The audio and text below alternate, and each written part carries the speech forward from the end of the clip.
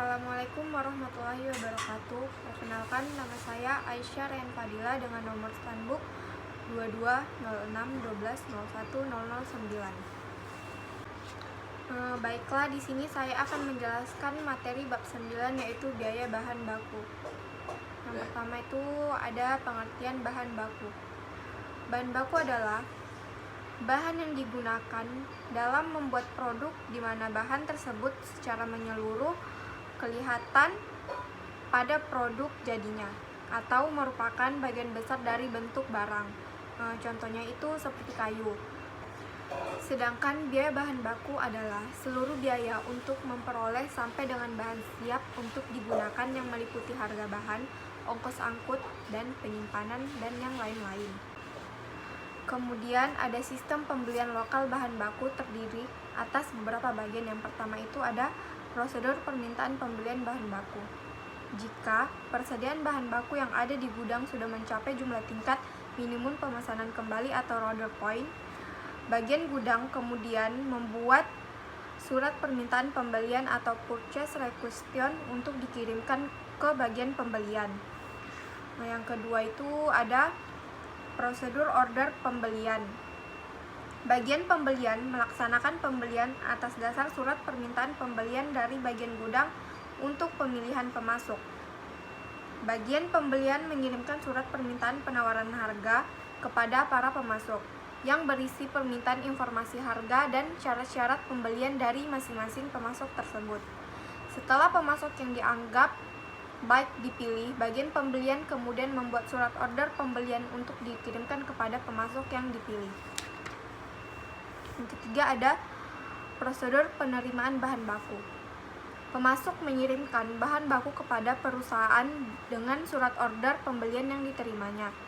Bagian penerimaan yang bertugas menerima barang, mencocokkan kualitas, kuantitas, jenis, serta spesifikasi bahan baku yang diterima dari pemasok dengan tembusan surat order pembelian.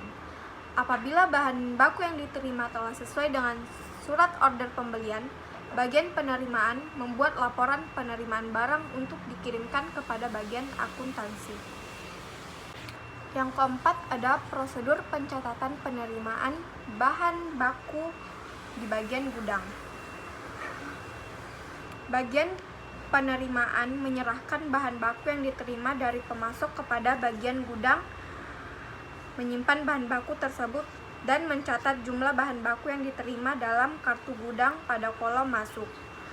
Kartu gudang ini digunakan oleh bagian gudang untuk mencatat mutasi tiap-tiap jenis barang gudang. Kartu gudang hanya berisi informasi kuantitas tiap-tiap jenis barang yang disimpan di gudang dan tidak berisi informasi mengenai harganya. Catatan dalam kartu gudang ini diawasi dengan catatan yang diselenggarakan oleh bagian akuntansi yang berupa kartu persediaan sebagai rekening pembantu persediaan. Bagian gudang di samping mencatat mutasi barang gudang dalam kartu gudang, juga mencatat barang dalam kartu barang yang ditempelkan atau digantungkan pada tempat penyimpanan masing-masing jenis barang.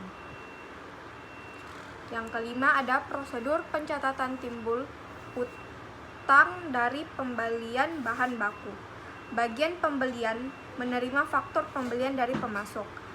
Bagian pembelian memberikan tanda tangan di atas faktur pembelian sebagai tanda persetujuan bahwa faktur dapat dibayar karena pemasok telah memenuhi syarat-syarat pembelian yang ditentukan oleh perusahaan.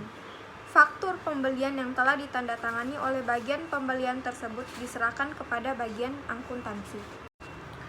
Biaya angkutan kepada masing-masing jenis bahan baku yang dibeli dapat didasarkan pada yang pertama, perbandingan kuantitas tiap jenis bahan baku yang dibeli. Yang kedua, perbandingan harga faktur tiap jenis bahan baku yang dibeli.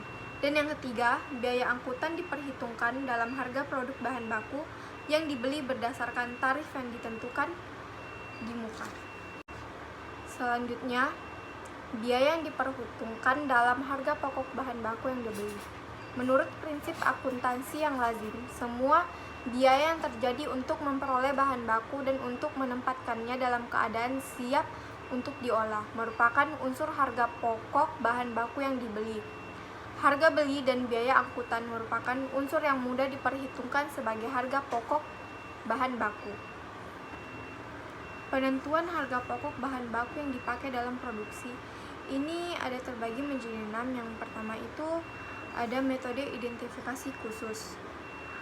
Dalam metode ini, setiap jenis bahan baku yang ada di gudang harus diberi tanda pada harga pokok persatuan berapa bahan baku tersedia dibeli. Yang kedua ada metode masuk pertama keluar pertama. Metode masuk pertama keluar pertama menentukan biaya bahan baku dengan anggapan bahwa harga pokok persatuan bahan baku yang pertama masuk dalam gudang digunakan untuk menentukan harga bahan baku yang pertama kali dipakai. Yang ketiga ada metode masuk terakhir keluar pertama.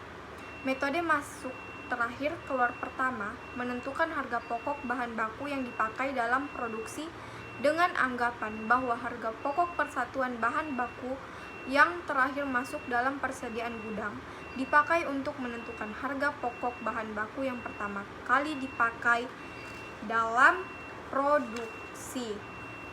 Yang keempat, metode rata-rata bergerak. Dalam metode ini, persediaan bahan baku yang ada di gudang dihitung harga pokok rata-ratanya dengan membagi total harga pokok dengan jumlah satuannya. Setiap kali terjadi pembelian yang harga pokok persatuannya berbeda dengan harga pokok rata-rata persediaan yang ada di gudang, harus dilakukan perhitungan dengan harga pokok rata-rata persatuan yang baru. Yang kelima, metode biaya standar. Dalam metode ini, bahan baku yang dibeli dicatat dalam kartu persediaan sebesar harga standar, yaitu harga taksiran yang mencerminkan harga yang diharapkan akan terjadi di masa yang akan datang. Harga standar merupakan harga yang diperkirakan untuk tahun anggaran tertentu. Pada saat dipakai, bahan baku dibebankan kepada produk pada harga standar tersebut. Yang keenam, metode rata-rata harga pokok bahan baku pada akhir bulan. Dalam metode ini, pada tiap akhir bulan dilakukan perhitungan harga pokok rata-rata persatuan tiap jenis persediaan bahan baku yang ada di gudang. Harga pokok rata-rata persatuan kemudian digunakan untuk menghitung harga pokok bahan baku yang dipakai dalam produksi dalam bulan berikutnya. Dan yang terakhir itu ada masalah-masalah khusus yang berhubungan dengan bahan baku. Yang pertama itu sisa bahan. Di dalam proses produksi, tidak semua bahan baku dapat menjadi bagian produk jadi. Bahan yang mengalami kerusakan di dalam proses pengerjaannya disebut sisa bahan. Perlakuan terhadap sisa bahan tergantung dari harga jual sisa bahan itu sendiri. Jika harga jual sisa bahan rendah, biasanya tidak dilakukan pencatatan jumlah dan harganya sampai saat penjualannya. Tetapi jika harga jual sisa bahan tinggi, perlu dicatat jumlah dan harga jual sisa bahan tersebut dalam kartu persediaan pada saat sisa bahan diserahkan oleh bagian produksi ke bagian gudang. Jika di dalam proses produksi terdapat sisa bahan, masalah yang timbul adalah bagaimana memperlakukan hasil penjualan sisa bahan tersebut. Yang kedua itu ada produk rusak atau spoiled goods. Produk rusak adalah produk yang tidak memenuhi standar mutu yang telah ditetapkan, yang secara ekonomis tidak dapat diperbaiki menjadi produk yang baik.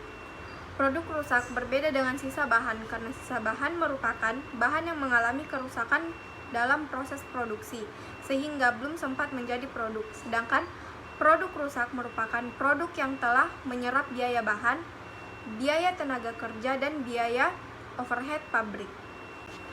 Dan yang ketiga itu ada produk cacat atau defective goods. Produk cacat adalah produk yang tidak memenuhi standar mutu yang telah ditentukan, tetapi dengan mengeluarkan biaya pengerjaan kembali untuk memperbaikinya. Produk tersebut secara ekonomis dapat disempurnakan lagi menjadi produk yang baik. Masalah yang timbul dalam produk cacat adalah bagaimana memperlakukan biaya tambahan untuk pengerjaan kembali produk cacat tersebut.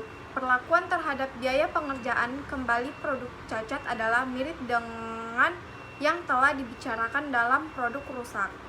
Jika produk cacat bukan merupakan hal biasa terjadi dalam proses produksi, tetapi karena karakteristik pengerjaan pesanan tertentu, maka biaya pengerjaan kembali produk cacat dapat dibebankan sebagai tambahan biaya produksi pesanan yang bersangkutan. Mungkin itu saja yang bisa saya jelaskan. Kurang dan lebihnya mohon dimaafkan. Wabillahi taufik wa hidayah. Wassalamualaikum warahmatullahi wabarakatuh.